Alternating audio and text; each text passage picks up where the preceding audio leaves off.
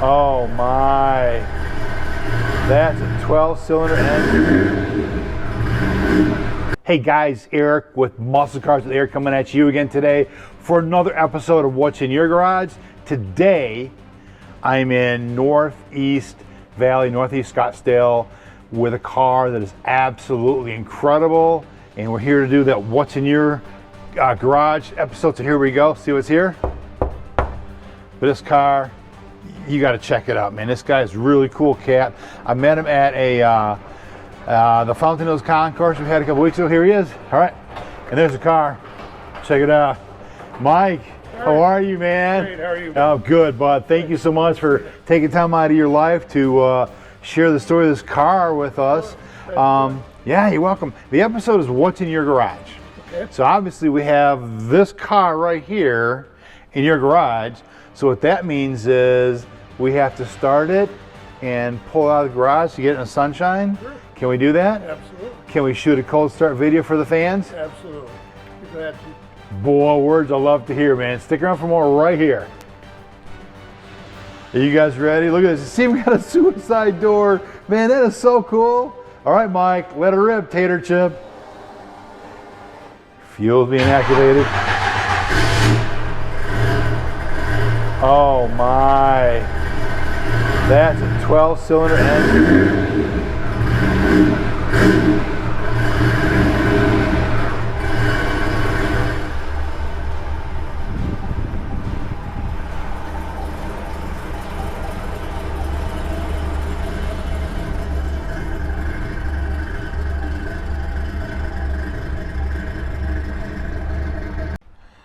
Hey guys, this is Eric again with Muscle Cars with Eric, and I got my buddy Mike here. And Mike, you got this awesome, beautiful car, and we met at the Fountain Hills Concourse here a week or so ago, didn't we? Yes, we did. And we're standing in front of, I gotta show this car. We're standing in front of this beautiful roadster, and it immediately caught my eye, and I thought back to that movie, League of Extraordinary Gentlemen, with that big, huge hot rod. And we got talking briefly, and you agreed to do this video. Tell us about this car, the origins of it, how long you've had it, things of this nature, because every car has a story, and everybody wants to hear a cool story. All right. So I met a fellow named Randy Grubb, who's a car sculptor, I'll call him. He's an artist at heart. And Randy and I had done some business before. I have another vehicle of his. And so subsequent to that, we were talking about different kinds of cars, and he asked me what I really liked. And I said, I love old Jaguars, 50s eras. I love old Corvettes. Problem is I can't fit in them. I'm 6'4", 230 pounds, right. And they just don't fit. So as we were talking, he said, well, what would you like? And I said, I'd like a man-sized roadster. Just that simple. I'd like a man-sized roadster. Yeah. So Randy, being the artist he is, and you know, he's not the kind of guy you say, I want to build a Corvette look-alike. Right. He said, what kind of design do you have in mind? And I said, well, I really would like you to come up with that concept. So we met at Peterson Museum in LA. Okay. And there happened to be a car there, a 1937 Delahaye model 145. Okay. And that was a car owned by Peter Mullins and was on loan to the Peterson Museum. So we got to look at it. It's quite a small car compared to this in length. Mm-hmm. And it was a coupe, but it was a V12, and it had won Le Mans its day, and it was a very well storied car. But we loved the lines of it. We loved the pontoon type fenders. Look at that. We love the long nose on it to house the V12. How long is this car, Mike? It's actually only 17 feet long, but it looks longer than that. It does. It has that like long look about it. It does. It's a 120-inch wheelbase, so this is a GT type car. It's really made for the road, and same wheelbase as an Escalade, for instance. Is it really? Yes. Oh wow. So I bet the ride's pretty comfortable, isn't it? It's very comfortable, and again, it's a good cruiser. But this was the only car I've ever owned where I actually pulled the seat forward a little bit from Oh, its good for you. That's maximum cool, length. man. Yeah. So the guy did a great job in designing the car around you. He did exactly what we That's wanted. perfect. So it fits me very well, and I really enjoy that part of it. Well, now why don't we get into a little bit of the detail here? I mean, we're going to cruise around here, and I'm immediately drawn to these cool lights and the intricacies of the. Now this is polished aluminum, correct? Everything is polished aluminum, correct. So tell us about the lights there. Is there anything special about them? Those are pretty vintage lights. They're used for turn signal or parking lights. Okay. Beehive design. And then the real masterpiece, one of the masterpieces of this car is this grille. It's modeled after Tiffany glass, probably from the 20s and 30s. But if anyone knows anything about Tiffany glass, they used a lot of aviation pattern in their pieces. So you'll note the swept. Yeah. This is actually tubing that was formed in a vise and pinched and then sculpted into this shape. No kidding. And if you notice, the same pattern repeats on the top of the windshield. Oh, let's look at that. And it also repeats on the license plate. That's cool. Holder. So it's This is like kind of like that beehive style of the Fords years ago, isn't it? Sure, it has some of those elements too. So a lot of historical elements built into this car. And all this stuff is polished aluminum. What about the bumpers? Are they also, or are they stainless steel, or? No, those are aluminum as well. No kidding. Yep. Man, this car looks like it weighs tons, but it's probably a lot lighter than what we would imagine. How much does it weigh? This car is 2,800 pounds and has 650 horsepower. Wow. So weight to power ratio is quite dramatic. It is. And I love the way it shines. Look at that. That's the biggest part of this car, really, is it needs polishing periodically. Yeah. I imagine, especially here in the Arizona desert, we have dust every day. Well, dust and things, but really humidity is very hard on it, so it's nice to be in Arizona from that perspective. Okay. That makes total sense. The sunshine actually degrades the aluminum and causes oxide buildup. Oh, yeah. So if the car sits out very long, it'll start to get a little haze to it. All right. So, well, let's not keep it out here too long then. No, that's fine. And No. you know, it's meant for shows and What about these? so forth. Tell us about the wheels and the tires, and I mean, it looks like you have Willwood. Is that Yes. polished aluminum or is that chrome? That's those are polished steel. Polished steel, okay. Yeah. But the wheels are steel, Drilled and slotted. and those were custom built by Dayton for this car. They're 100-spoke triple lace, which No is an kidding. old style Look at that, yeah. lacing that they did Yeah. back in the day. Wow.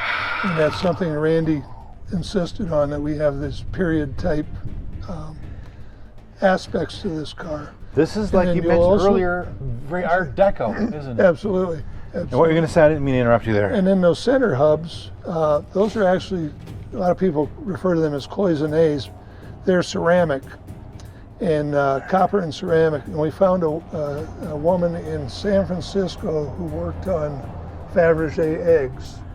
No kidding. And she was a master of repairing and creating simulated eggs such as they had back in the day. Wow. So she actually did all of the insets for this car. There's one on each wheel and the knockoffs, and then the steering wheel also has the same pattern. Now, what is this word here? It's Falconer what? Dodici is the second word. Dodici. Dodici is Italian for 12, Being 12 cylinder. 12 cylinder.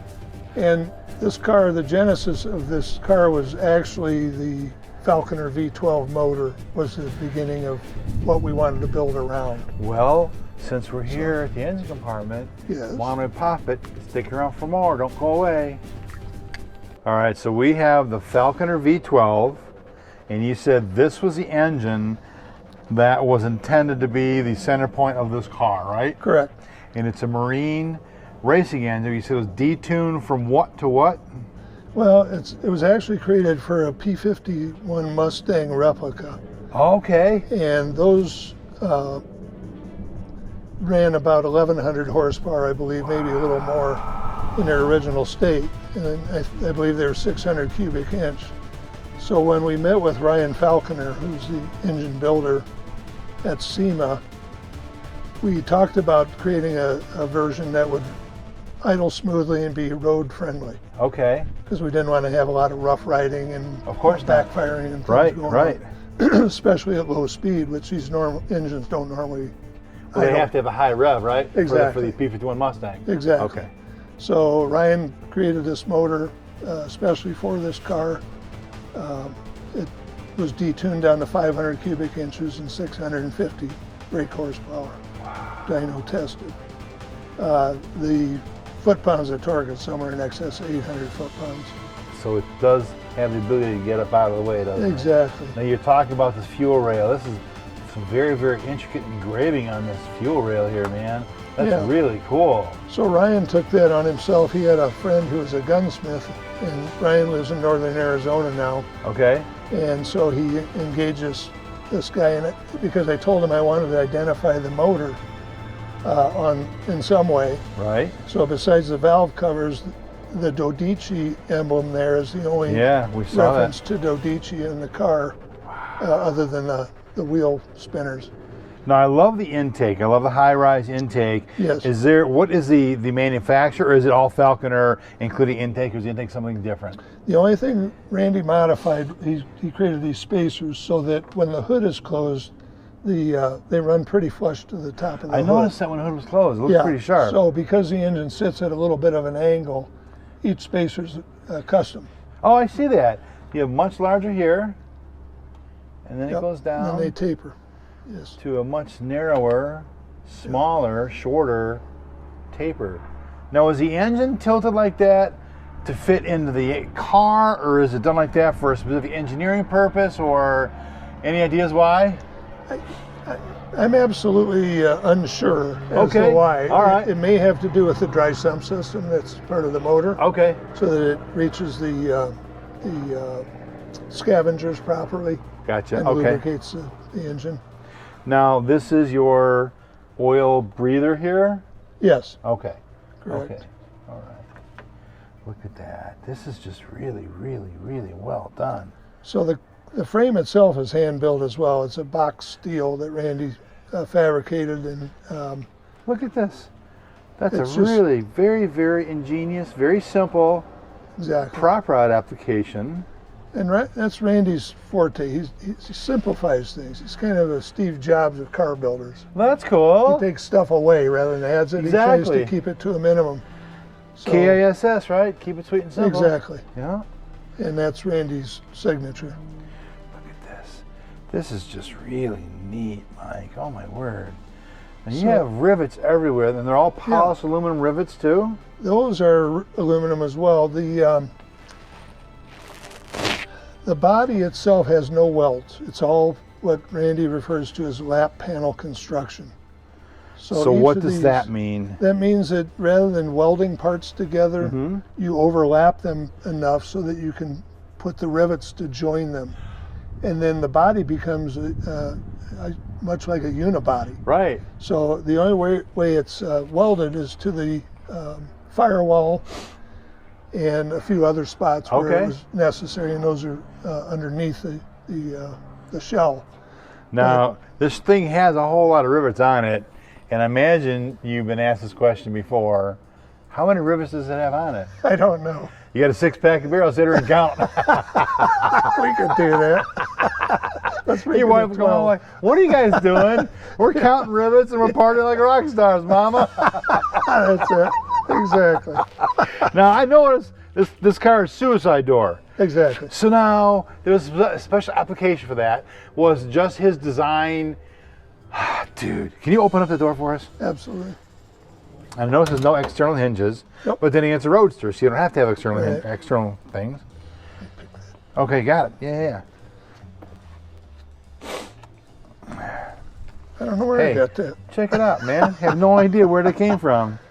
Now this is like it looks like a, I don't know what you call that texture, but it's like a football type, pigskin type texture, but it's all leather, right? It's all leather, all high grade leather, yes.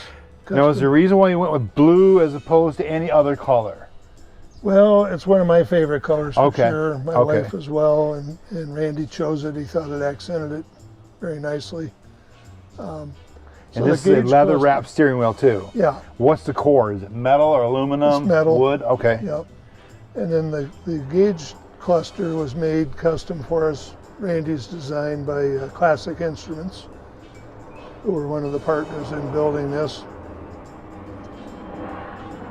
And again, very simple. You'll notice the tack is very simple. This is not a race car by any means. It's really a GT. It is. I'll bet this comfortable, like I said earlier, is really, really comfortable to drive and to ride, isn't it? Does your wife ever cruise with you at all in this car? Yeah, sure. That's cool. Sure. Wow. Look at it. It's very, very simple driving compartment, but it's very, very elegant. And it's, again, it's like perfect for this car. You know, I added air conditioning. I had Randy add that. Okay. And the reason was, that what these vents are for? It would offset some of the engine heat. Okay. But I've never actually had an issue with the engine heat. I don't drive in the dead of summer when it's real hot. So yeah, I've never had an issue with that. And there's a reason why they call it the dead of summer, right? Exactly. Exactly. Oh, look at this. This is really, really cool, man. And again, now you said earlier today, we were talking about this briefly, that you said we have two, look at this, folks. Yeah, there's inboard brakes like the old Jaguar and style. then you also have two shocks. Yeah, dual coiled shocks. Exactly. Inboard Rides brakes. very smoothly and with a long wheelbase. It's a real gentle ride. I'll bet. And Kugel did the suspension on this car. Very, very... Kugel? Kugel, yeah. Okay. And they do a lot of hot rod, a lot of chromed parts for hot rods and things like that. So when more in teardrop? Yeah. And those taillights, Randy sandcast. Did he really? Yeah, so those are his own fabrication. Wow. And then you'll notice again that repeat of the grille and the license plate holder there. Oh yeah, I see that. Yeah. So he carries that element throughout the car. And it's just, they're simple things, but they're important things. Very much so.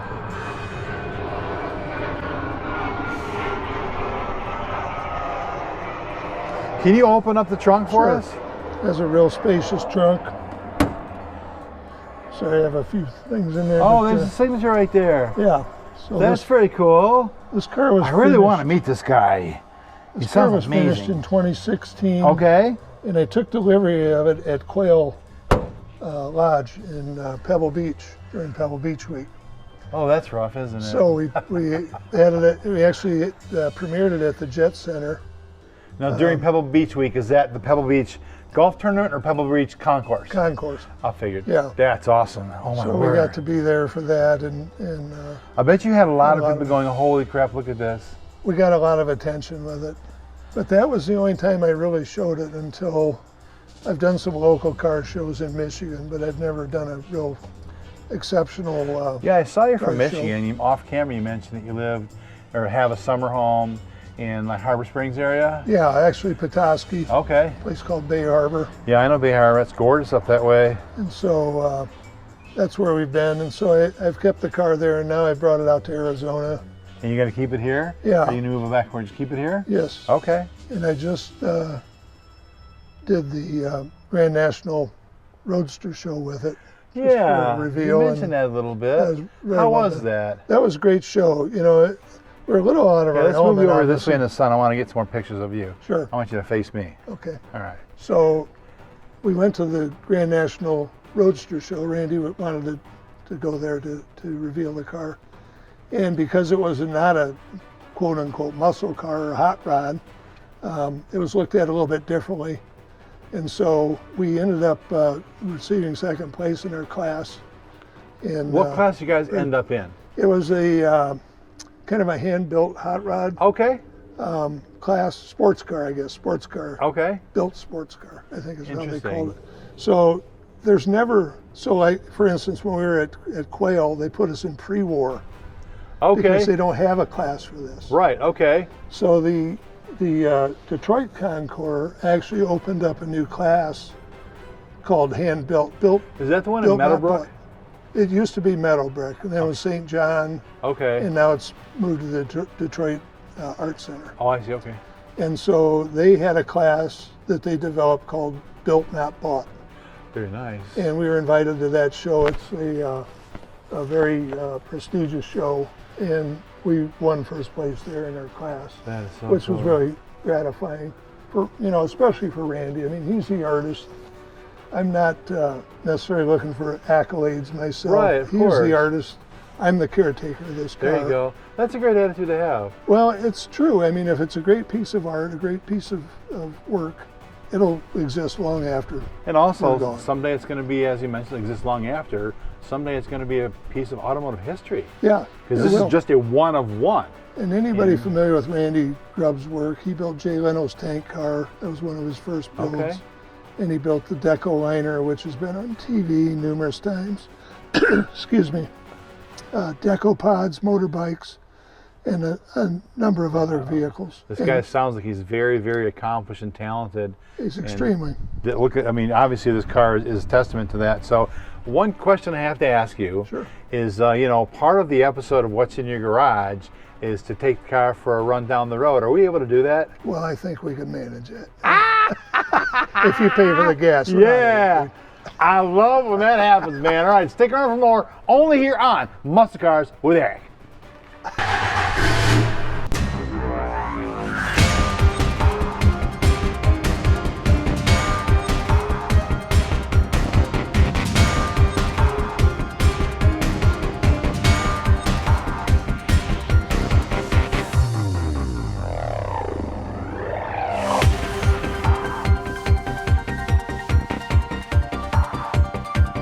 So, Mike, one of the things we talked about was how this car was built. And you said it was built using what kind of form? This is an old coach-built construction. So that's Whereas- what this is here. Yes, so these are called wood bucks. Okay. So back in the day, back in the early days of car building, there were coach builders. Okay. And these guys were commissioned to create a unique body. Even Duesenbergs, Auburns, all kinds of the older cars, sometimes the buyer would choose to send it to a coach builder. No kidding. Okay. And so they existed, and what they would do is they would create this wooden frame Okay. that had the general outline of the vehicle. So this is your car being built as we see it right there. Exactly. So if you look at Wow. the fenders, how they're shaped, Yeah. and the hood, Yeah. everything conforms to what you see in the actual car. Of course. And so they don't attach the parts to this; they conform to them. So they bend, they do their bending, and then they lay it on top. And then if it doesn't fit, then they know where it is not conforming. So No they keep kidding. processing. So this form has to be perfect, yes, and then they bend the metal or the Right. aluminum to fit the right, form. right. Wow, that's some serious building. Sure, it is. Oh, and my it's word. really a lost art. There aren't many people that do this anymore, know how to do it. And this guy's name is Randy Grubb. Okay. Yep. All right. So So you have any other pictures in here of your car being worked on? sure. That's pretty cool. Yeah, this is Randy's book of his builds. So for instance, So hand-built this frame, is your, okay. that's the subframe for this vehicle. This is all box steel that Randy custom welded and created accommodations for everything that went into this car. So the transmission cooler, all the various parts that go in there have been accommodated into that frame. Wow. So we could keep the profile low. And then, for instance, you'll see how the exhaust runs. Yep, yep. And- right alongside of the frame right there. And there's so the original car was a concept we came up with based on this 1937 Delahaye that we Okay. found at Peterson Auto Museum Okay. in Los Angeles. So we identified this car as the general Right. configuration. Okay. We like the swooping pontoon fenders. Okay. We like the Art Deco aspect Right, of the right. car. Yeah. But it was much smaller than the car that we ended up with. Okay. So the genesis was I wanted a man-sized roadster. Right, because you're 6'4", you said. Exactly. Okay, okay. And a lot of the older cars, Jaguars, Corvettes, I can't fit it. Right, okay. So I wanted something that was period correct, so Right. kind of an Art Deco throwback, but in a modernized car. Okay. So that's how we came to it. So after the visit in Los Angeles, Randy sent me this drawing. hand drawn on graph paper, just to illustrate his concept of what we would do to modify this car. Wow. And he even, attention to detail with putting the rivets in there, that was part of his initial concept, was to have rivets all over this car. It was. Randy pioneered a cool. technique called lap panel. You mentioned that, yeah. And he's done that on some motorbikes and some other things that he's built. And so this was kind of his masterpiece of executing that lap panel construction. That's that engine out of the car. So the body has no welds. The only welds are where it connects to the firewall and some other critical parts of the vehicle. But the body itself is pretty much a unibody once the rivets are put in place. That's crazy. Wow. And then this motor was, again, it was built for P-51 Mustangs and other things. So we had it detuned, and then everything came, it came in a crate. Randy assembled it, but he had to also custom create these headers. Okay. And obviously they're all equal length, so it was quite a spaghetti configuration. I'm sure, look at that, you can tell. To get it into the collector, so then it can run back to the rear of the car. Wow. So a lot of behind the scenes work going on. No kidding. And this was during the build process. It's Ryan Falconer, Randy Grubb, and myself, where we met in Randy's shop. Okay. During the process. And the grille I mentioned earlier has this Tiffany glass effect that was an influence for Randy to create the grille shape using this. Wow, that's pretty cool. This very well-known Tiffany design, Man, and he emulating definitely did that. it. Wow. So a lot of thought went into this, and Randy's the kind of guy, it eats away at him during the evening, you know, in the nighttime. Right. So if he has a challenge, that's where he solves his problems a lot of times. It's during Falconer Dodici. Exactly. That's cool, man. Yep. Right. That's Only here on Muscle Cars with Eric to see this kind of stuff, man. Hey guys, thanks for watching the last video. I hand selected a couple videos for you to watch right now. Click here.